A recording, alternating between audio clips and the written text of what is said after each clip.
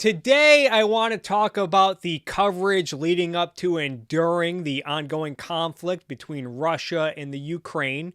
For those who have not been paying attention, Vladimir Putin, Russia, under the leadership of Vladimir Putin, decided to invade the Ukraine in the name of a peacekeeping mission, in the name of denazifying the Ukraine.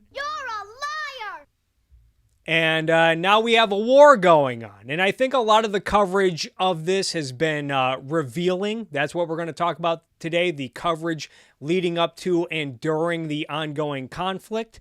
But I do want to begin by giving some praise, some shout outs to some people who I think are standing up to this malarkey by Vladimir Putin. Although I guess I should start out by saying a lot of these are in disputes. We've heard a lot of inspirational stories about things like the Ghost of Kiev, this fighter pilot on behalf of the Ukraine military. I guess he reportedly scored a record number of aces in one day. Turns out that story was fake. I guess this story is in dispute. I saw a lot of reporting on this, Snake Island, about how Ukrainian border guards told a Russian warship to go fuck yourself, which you got to admit, if this is true, these border guards, they have balls of steel, folks. I've got balls of steel. But then again, it turns out this story is in dispute. It's hard to tell. People are saying the people disputing it are Russian propaganda. And unfortunately, this happens a lot in war. You have a lot of people exaggerating heroics, playing up heroics of one side or the other to gain sympathy to that cause. You have people maybe exaggerating the brutality of one side to paint one side as the clear villain. It happens during a war. I guess this is my way of saying if I happen to report, if I happen to echo some misinformation here, I'm just going to apologize ahead of time.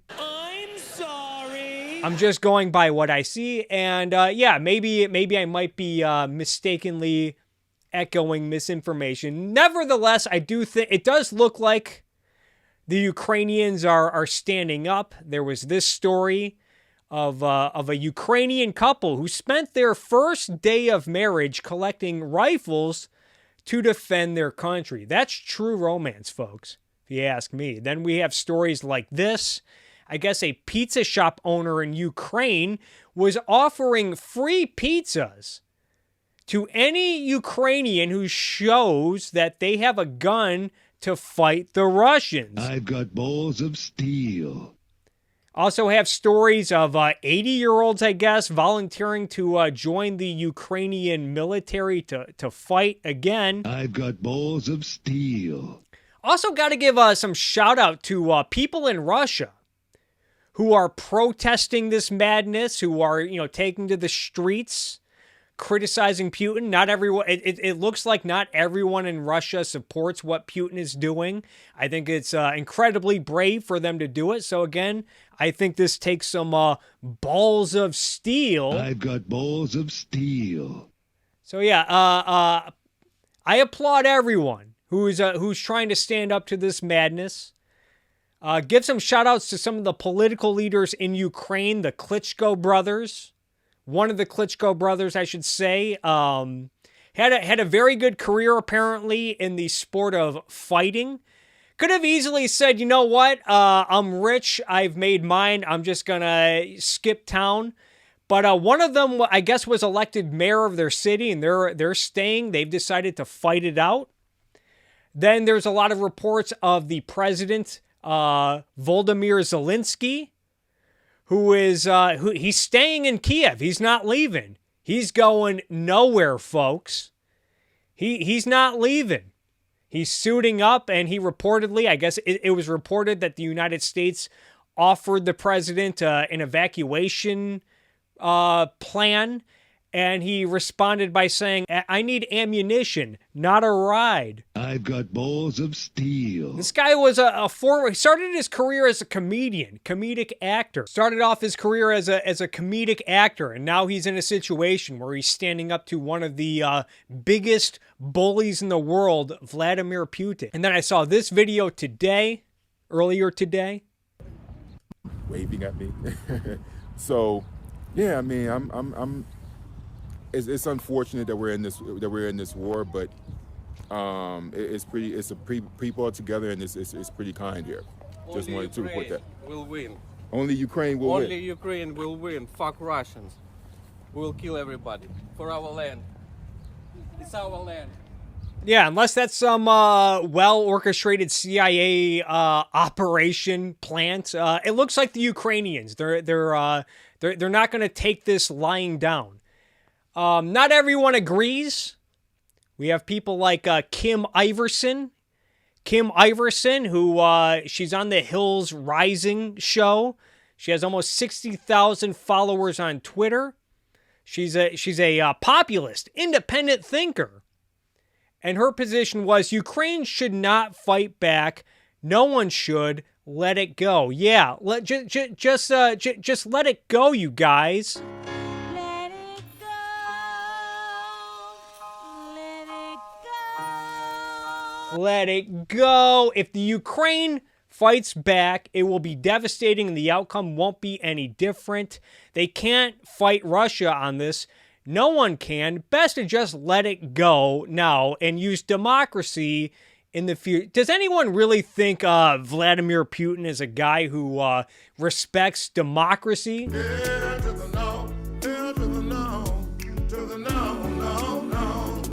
I mean, I guess I understand the sentiment, but imagine having this opinion, this attitude in 1776. We never would have gotten the first free country in world history, folks. Then it looks like she went on to blame America, saying, we created this issue in Ukraine. We ousted their government, installed one we liked. We gave Ukraine confidence and false promises. We then poked the beast over and over with NATO talk and watch on the sidelines, cheering them to fight with zero assistance.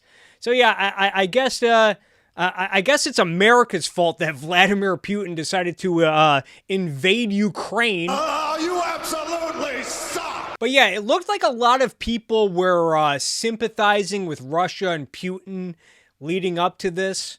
I think there's a spectrum of three different camps leading up to this. There was the anti-establishment camp, both left and right anti-establishment folks on the left and the right, who they just don't trust the establishment. They don't trust institutions, corporate media, the CIA, and their anti-establishment perspectives clouded their judgment on their thinking on foreign policy. And it looks like a lot of them are starting to wake up and realize that they were mistaken, as you'll see.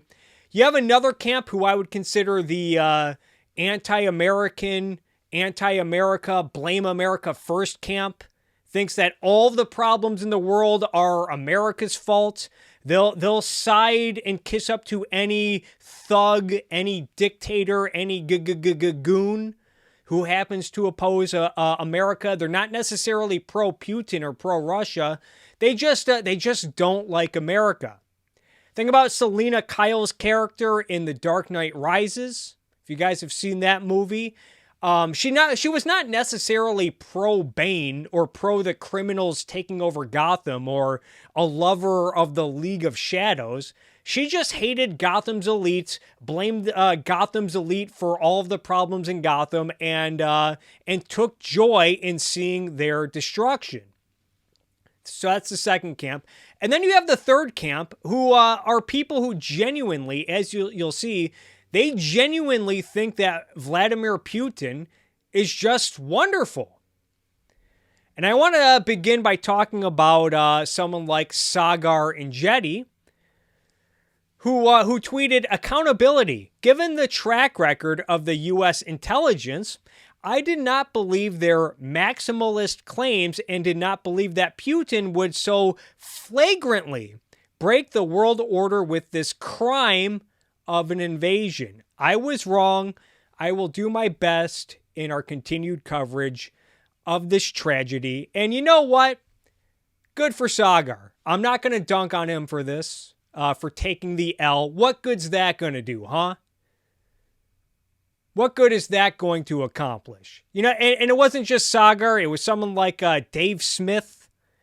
Dave Smith was talking a lot about this leading up. He said, buckle up for some serious war propaganda. Don't believe anything the corporate press tells you. Yeah, guys, you can't believe that corporate media. The number one priority of all sane people should be to avoid war with Russia. Well, now that's impossible for people in Ukraine. But going on, Dave Smith also said, Putin definitely is not a good guy. I just don't like how the corporate press makes him out to be some totalitarian dictator like Justin Trudeau. Well, he is. This is Mr. Libertarian, Mr. I hate the government's so bad. Oh, I don't like how people crap on Putin when Putin has a long history. I mean, what, the Russian government, they're heavily involved with controlling the media. Under Putin's rule, there's been a long history of journalists, critics getting arrested, getting murdered. Putin has a long history of forcefully taking over businesses. And Dave Smith, he doesn't like the corporate press talking about it, apparently. And then he sarcastically said, Russia is withdrawing troops from Ukraine in an obvious sign that an invasion is imminent. But then when it got real, he said, I was wrong. I did not think that Putin would move forces into Donbass. You know what? And good for Dave Smith for admitting he was wrong. So my hope with people like Dave Smith and Sagar and Jetty is that maybe they rethink a few things. Maybe they recognize the errors in their judgment of being obsessed with owning the establishment, opposing the corporate media. And you know what? If that happens, hopefully that happens, because I think if that happens, we might get some more honest reporting. We might get the Sagars of the world being more careful in the future. And you know what? If that happens, if they bring us higher quality of commentary, I think us, the viewers, the consumers of news commentary, I think we all win in a world where that happens. You're goddamn right. So that's what I would consider the anti-establishment folks letting their obsession with owning the establishment clouding their judgment. We also had the Blame America First people, like the Gravel Institute. The Gravel Institute, look at this, almost 7,200 likes on February 16th. They were all smug, all snooty, saying, remember a few days ago when the media said that Russia was going to invade Ukraine today? Whatever happened to that? Yeah, they were a little confident over at the Gravel Institute. Not only that, the Gravel Institute put out a new video, which was, as you can see, originally titled How America Funded Ukraine's Neo-Nazis. And if you watch the video, they basically make this argument that Ukraine has a long history of being run by neo-Nazis, which you could say may play into the hands of someone like a Vladimir Putin, who's invading on the pretense of denazifying the Ukraine. Whoops. Yeah, Ukraine, they're, I guess, Volodymyr Zelensky, I guess he's Jewish, and he has ancestors who survived the Holocaust. I guess he's a Nazi. You absolutely suck! So Gravel Institute was really playing this up. Oh, Russia, they're not going to invade in Ukraine. They have a history of being controlled by neo-Nazis or whatever. And then when it got real for the Gravel Institute, they had to backtrack, saying, we did not expect Russia to invade Ukraine. We were listening to the intelligence the Ukrainian government was putting out, which suggested no invasion. We were wrong. The Russia invasion must end immediately. Well, okay, good on Gravel Institute for for coming around on this issue. But do we need any further proof that this organization is hot garbage? I feel like a lot of better people on the left, the liberals, the proud centrists, they're a little too tolerant with institutions like the Gravel Institute and people like Hassan Piker and Vosh, the socialists, communists, Marxists, anarchists. Because, hey, they just want some nice things like free health care. Yeah, the Gravel Institutes, the Hassan Pikers, the Voshes, they occasionally make solid dunks on the worst elements of the right. And yeah, and these same people, I'm sure if they got political power, they would be more than happy to remove your head from your body. Institutions like the Gravel Institute, they are not your friends, liberals. I feel like these people, they use liberal as a pejorative more than people on the right do these days. It would be like if you had a rat infestation in your house, and then you had an institution like Gravel Institute saying, hey, we can take care of that rat infestation for you. And then they take care of it. They kill all of the rats by burning down your house. And then they take credit for getting rid of the rats. And then they blame the fact that you're homeless on capitalism. You absolutely suck! But yeah, let's give Gravel Institute a trophy. Let's give them support again, because now they're saying war is bad.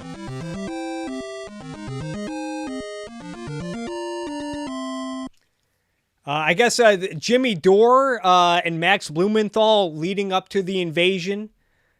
3 hours before full-scale Russian invasion of Ukraine, Dore and Blumenthal twist reality into pretzels to claim that the true aggressor is Ukraine neo-Nazi regime, and Blumenthal even denies there's proof of Russia moving into Donbass. Let's check this out.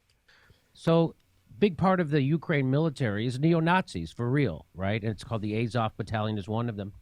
And I think the number 2 guy in charge in Ukraine is a frickin' neo-Nazi. And so, they're fighting right over here. Let me just finish this video, and they've been fighting over here since 2015. They've been shelling 14,000 people, and the people here all speak Russian. Now, President Putin made another big move. He's ordered Russian soldiers to go into the separatist areas. He says they're peacekeepers. We've been speaking to.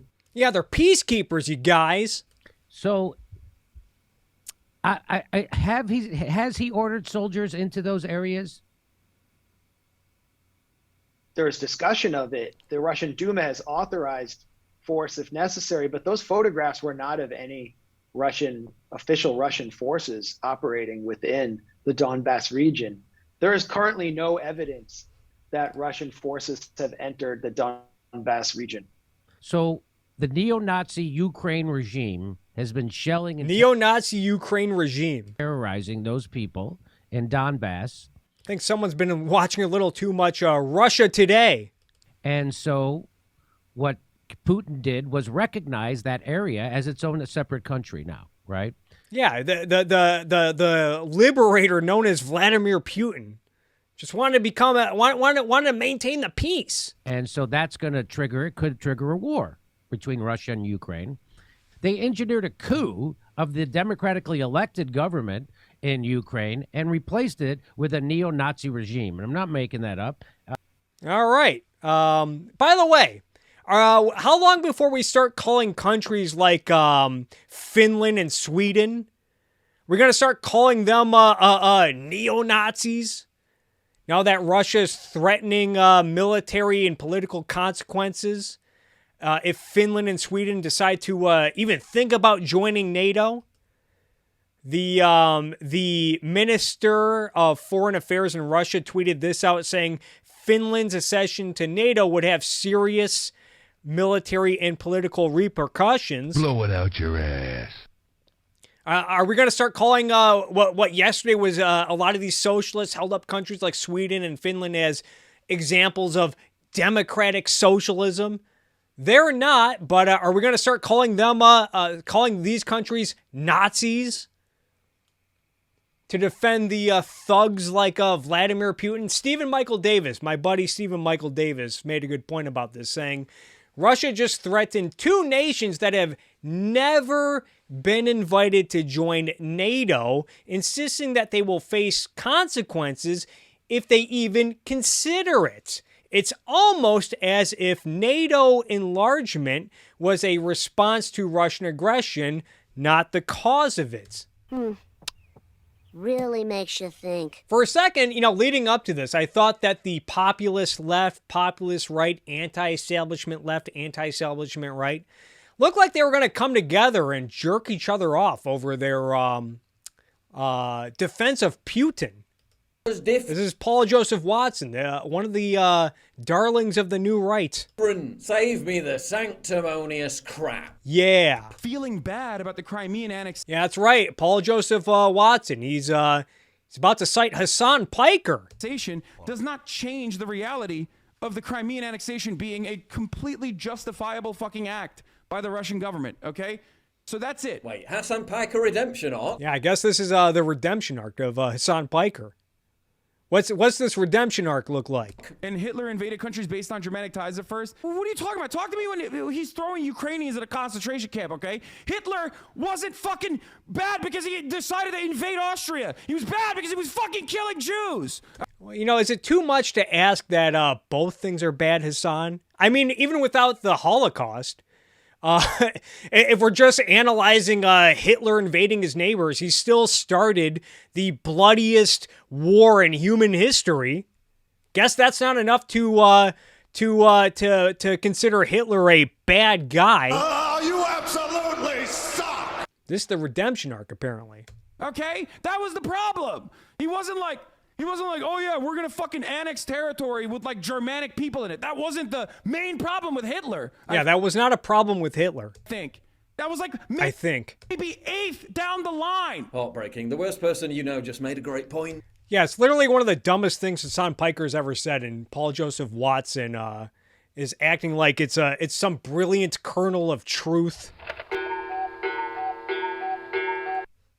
But you know what? In all fairness, it looks like both Hassan Piker and Paul Joseph Watson have changed their tone a bit. They've both come out against, from what I've seen, they've both come out against Putin and Russia. So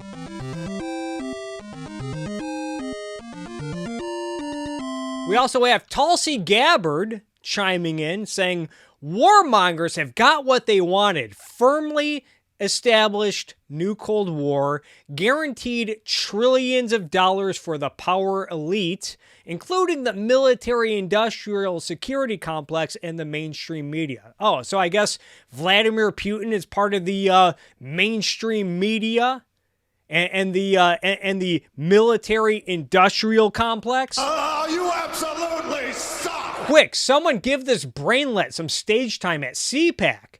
Yeah, CPAC, one of the largest conservative conferences, invited Tulsi Gabbard to speak at their event. If you guys need any example of how conservatives just pick up whatever trash the left threw away yesterday, here's a good concrete example of that.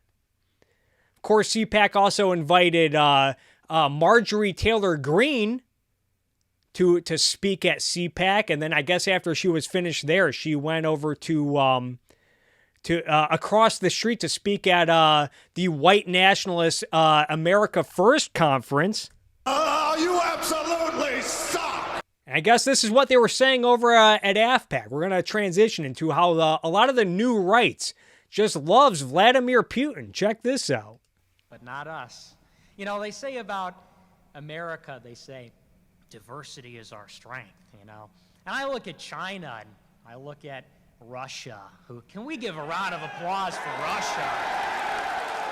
Yeah, round of applause for Russia. Yes. Yeah, and cheers for Putin. And Marjorie Taylor Greene is showing up at these events. Way to own the libs, conservatives. And as I said, a lot of the people who were defending Putin, they straight up love Putin. They think Putin is just wonderful, as you saw with Nick Fuckface at his goofy-ass conference.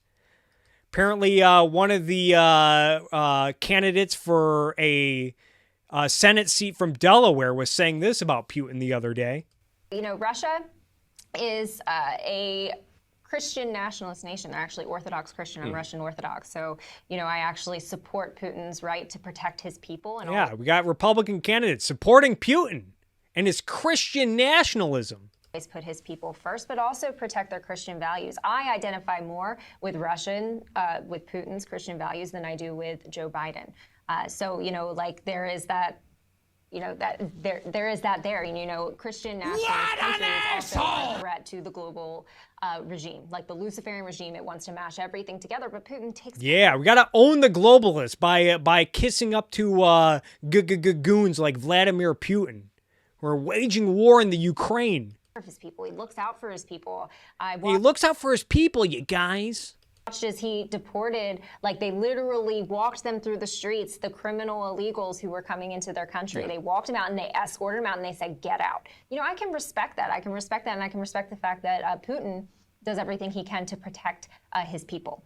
Yeah, what a guy, that Vladimir Putin. Red Eagle Politics tweeted this. This is another YouTuber. 41,000 followers on Twitter. I think he has over 100,000 subscribers on YouTube, if I'm recalling correctly. But he was tweeting screenshots from John Doyle's Instagram, praising him, saying this is based, unequivocally based. This is the one true correct take on the Russia-Ukraine situation. And remember, John Doyle, I made a few videos about him a few months ago. He does a show called Heck Off Commie. This is what he was saying about Putin. What Putin is doing is the greatest thing to happen in global politics since Trump was elected. I'll probably end up discussing him in the next video. But in the meantime, just enjoy all of the worst people in the world seething about it. Also, chalked up anyone who disagrees. You know, it would be better if you just write a letter to the CIA in which you congratulate them on their effectiveness of their propaganda. Again, this is shit you would hear from loony leftists a decade ago. It's just CIA propaganda. It's just it's just the military-industrial complex. Blow it out your ass. Went on to say, I'm not necessarily pro-Putin unfailingly, but I do get excited when good things happen. And the greatest impediment to the globalist American empire and the global libtard menace is the existence of a strong nationalist country such as Russia. This is why they are melting down currently. NATO has always been about breaking up Russia. They fear what the country represents: nationalism, Christianity, and general normality when compared to our completely backward country. And then he went on to say the icing on the cake would be if China, easily recognizing the incompetence of the U.S. military, took Taiwan. Kidding, wink, wink. I do not want collapse. I enjoy the system of all of its legitimacy and sexual perversion. I think it's clear as being sarcastic at this point. Someone in my Discord made a good joke. He said, heck off, commie, more like suck off, commie.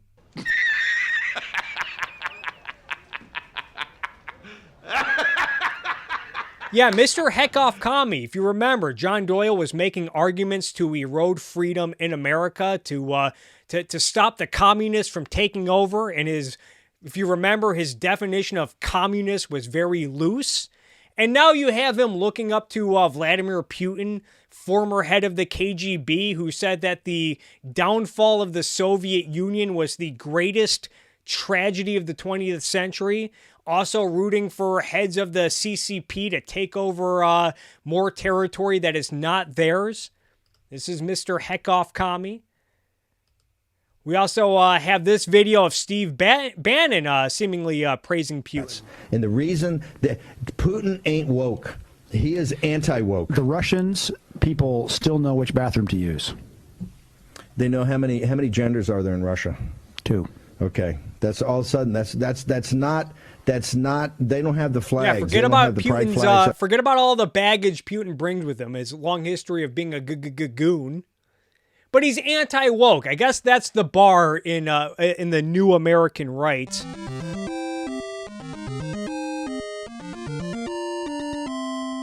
Just be anti-woke. That's all we ask.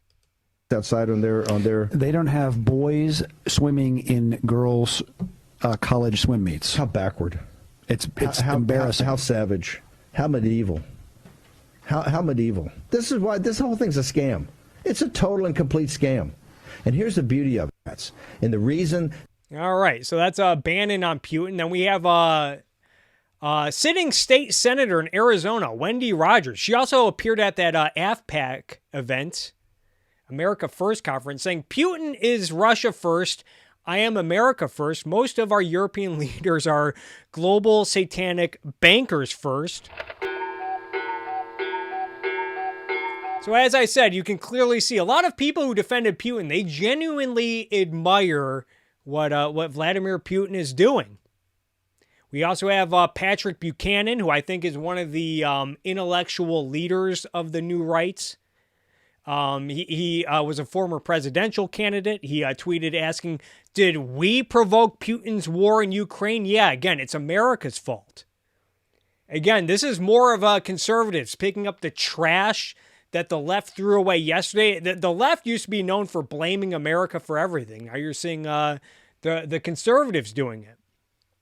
Patrick Buchanan wrote in a blog on his website describing Putin. Putin is a Russian nationalist, patriot, traditionalist, and a cold and ruthless realist just looking out to preserve Russia as the great and respected power it was once, and he believes it can be again.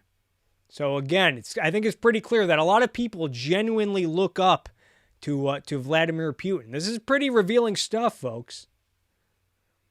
Tucker Carlson. Now, Tucker Carlson, I would put him more with the anti-establishment camp. But look what Tucker Carlson was saying back in 2019. So Hunter Biden did not. I know Hunter Biden. I actually like Hunter Biden. But that's totally corrupt, and you know it. Why is it worse to ask about it than it is to do it? Because people are dying on the front lines. You think it's a joke? Why do I care? Why do I care? Why do I care what's going on in the conflict between Ukraine and Russia? And I'm serious. Like, why do I care? I'll tell you why. And why shouldn't I root for Russia? Why shouldn't he root for Russia, you guys? Why shouldn't he root for Russia? What an asshole! Because those of us who are watching... And he says he is. Which I am. Because those of us... Like, why do I I'll tell care? you why. And why shouldn't I root for Russia? Which I am. Because those of us... Yeah, he was rooting for Russia. Who are watching, myself, who think preserving democracy is important. When Dick Cheney said what the Russians did was an attack... I don't care. ...was a warlike attack on the U.S., and I think if Donald Trump... Yeah, Tucker, he doesn't care about stuff like democracy. And then leading up to this, Tucker Carlson was putting out segments asking, why do Democrats want you to hate Putin? What is this really about? Why do I hate Putin so much? Yeah, why do I hate Putin so much? Has Putin ever called me a racist? Has he threatened to get me fired for disagreeing with him? Has he shipped every middle-class job in my town to Russia? Yeah, go off, Mr. Whataboutism. Did he manufacture a worldwide pandemic that wrecked my business and kept me indoors for 2 years? Is he teaching my children to embrace racial discrimination? Is he making fentanyl? Is he trying to snuff out Christianity? Does he eat dogs? These are fair questions, and the answer to all of them is no. Now, there are legitimate reasons to hate. I got to ask, what would it take for someone like Putin to lose the respect of Tucker Carlson? I mean, if Putin did something like, I don't know, maybe if he opened an online bookstore in 1994 and grew it into the largest company in the world, like what Jeff Bezos did, maybe then Tucker Carlson would take issue with it. But I guess if Putin does stuff like murder journalists, which there have been a lot of articles written about this subject. This article also mentions how Russia, as I mentioned earlier, they maintain a lot of state control over the media. Very selective over who gets media licenses. You know, you want to talk about, Tucker Carlson. He likes to go on about how dangerous cancel culture is and how dangerous big tech censorship is. Putin does that on a much grander scale in Russia. Apparently not enough to warrant Tucker Carlson's scrutiny before an invasion of the Ukraine. There's also this article from Bloomberg. I think this is from 2015, talking about how, in Russia, even private companies serve at the pleasure of the president, particularly if they pump oil. A decade ago, Vladimir Putin's allies had Mikhail Khodorkovsky jailed and seized his oil company. Last year, they forced billionaire Vladimir Uvteshegnov to hand over his oil company. So yeah, he has a long history of just taking over companies, which sounds like fascism to me. But apparently not enough to warrant scrutiny from the likes of Tucker Carlson, who even before the invasion was tweeting out stuff like Ukraine is not a democracy. It's a State Department client state, you guys. What an asshole! But again, to Tucker Carlson's credit, he eventually came around and said, oh yeah, Putin's the bad guy in this. He's wrong for invading Ukraine. So yeah, well done, Tucker.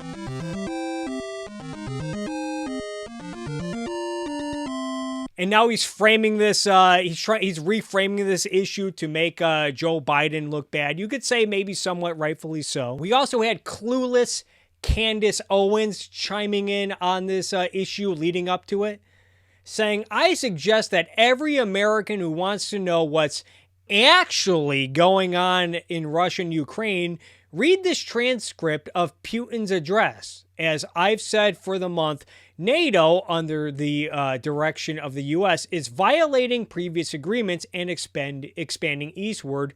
We are at fault. Again, what more proof do you need that conservatives just pick up whatever trash the left threw away yesterday? Going back to what I said earlier about how Tucker Carlson, he goes out of his way to defend Putin and out of his way to scrutinize someone like a Jeff Bezos. Like, what does Putin have to do to lose the respect of someone like Candace Owens? Does he have to create a pharmaceutical company and take it public, which would make him part of Big Pharma, who Candace Owens considers the greatest evil in the world? She's also said that Bill Gates is evil for his endeavors. Not that pharmaceutical companies and people like Bill Gates and Jeff Bezos are beyond scrutiny.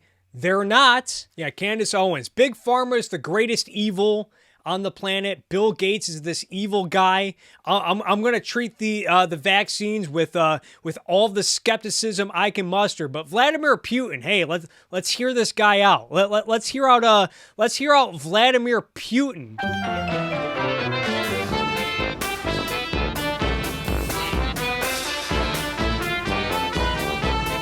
Clown show Candace Owens, folks. And then she's surprised that Putin may have very well lied to the world. Whoops. Just waiting for more information. And now it looks like Candace Owens has pivoted to blaming Volodymyr Zelensky. Retweeting Mike Cernovich, who said, all Zelensky had to do was tell the truth about the Biden corruption. Now they're fucking making this about the 2020 election. Jesus Christ, get over it, you knuckleheads. Might be his only chance. So yeah, it's Zelensky's fault. It's the United States' fault, NATO's fault, and Zelensky's fault that Putin decided to invade the Ukraine. What an asshole! Or I should say Ukraine. It's not the Ukraine anymore. I know a lot of people are going to correct me in the comment section on that. Well, excuse me, princess. Candace Owens also added that wars are fought over land and money, never ideology. Ideology is what those that are in power use to convince those beneath them that they should be willing to lay down their lives on behalf of. Well, you just kind of contradicted yourself there, Candace. Not to mention, I mean, this whole notion that wars are just over land and money, on a very superficial level, yes. And I would say that this perspective, I'm not saying that Candace Owens is a Marxist, but this perspective on war is very Marxist, that it's just all about material wealth, land, money.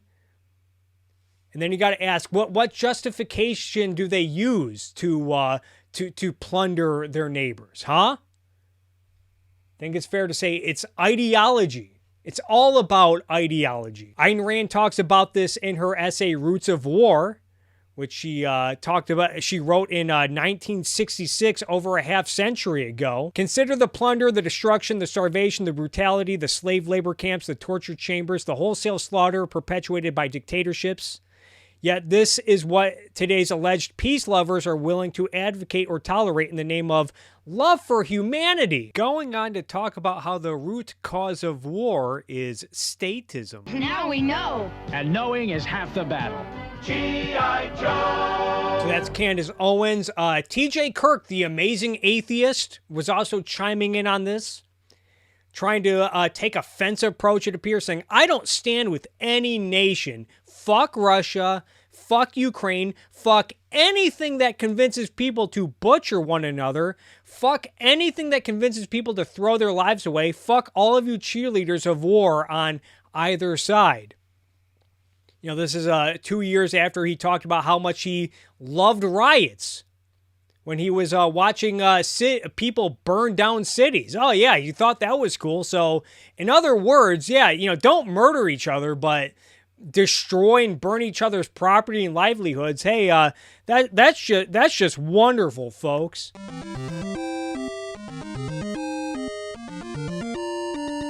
He spent the day doubling down on this, the amazing atheist, saying both countries suck and you're all a bunch of dumbasses. And I was wondering, like, is this in line with his nihilism? Because he's giving off the impression that, like, he's against war because war bad, butchering each other bad. And I was like, well, aren't you making a moral claim there, Mr. Amazing Nihilist? Are you saying that human lives actually matter, Mr. Hugh? But then I thought maybe this is actually in line with his nihilism, his view that, hey, there's no good guys in this situation. Everyone's bad. Who can really know who's good in this conflict? Oh, yeah, we also had reports that Russia was leading the United Nations Security Council meeting about a resolution condemning Russia for invading Ukraine. You know, just...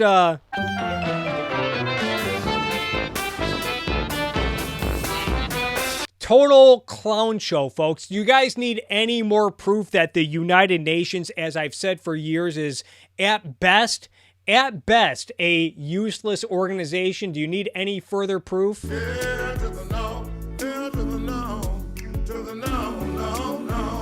Oh, yeah, and then we had people making this issue about climate change, like John Kerry, saying, I hope that President Putin will help us stay on track with respect to what we need to do for the climate.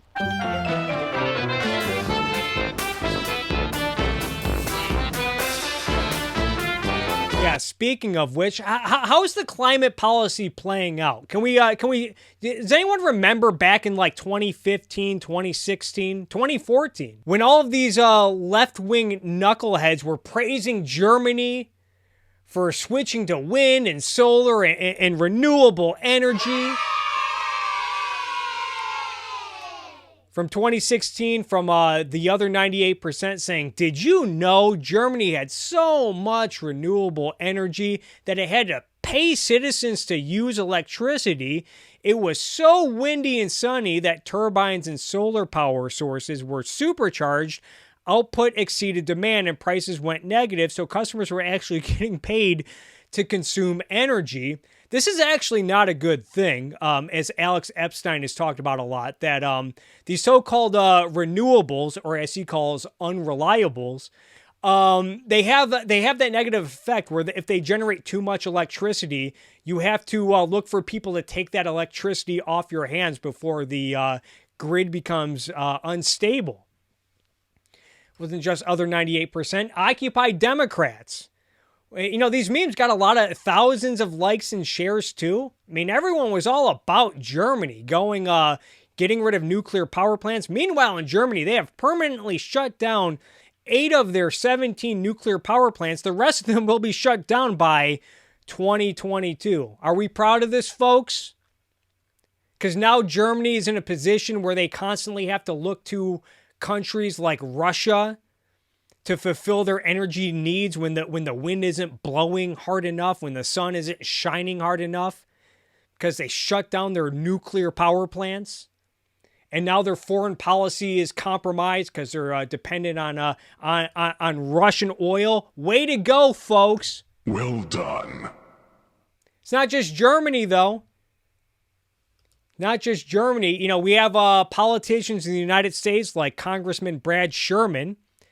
He's looking to Saudi Arabia for help during this crisis, saying, Saudi Arabia, now is your chance to be an ally or be an enemy of those standing against Russia's attack on Ukraine. Saudi Arabia must open taps and produce more oil so that the world can turn its back on Russian oil. Otherwise, the blood of Ukrainians is also on Saudi Arabia's hands. Hey, here's a thought, Brad. Why don't you talk with your pals in the Democrat Party, not only federally, but also in California, and maybe talk to them into, I don't know, maybe producing more oil here in America? Maybe build some more nuclear power plants to make us less reliant on oil. Oh, we can't do that. Why? Why? This just reported the other day. Federal regulators reverse a decision to expand nuclear power plant license in Florida. Turkey Point Station is near Miami, would have been permitted until 2052. But, you know, the federal government, they want some more environmental reports before they approve those licenses. You absolutely suck! Goofy-ass Gavin Newsom was virtue signaling his support for Ukraine. And I'm over here thinking, hey, Gavin, you know what might help weaken the Russians a little bit is if you ended your crusade against fossil fuels in the name of leading the way on climate change. Gavin Newsom, also known for leading a crusade against the Diablo Canyon nuclear power plant in California. Not only that, but we're seeing almost $6 a gallon of gas in California. Going back to Germany, Germany pays some of the highest electricity prices in Europe because of their goofy-ass, backwards energy policy.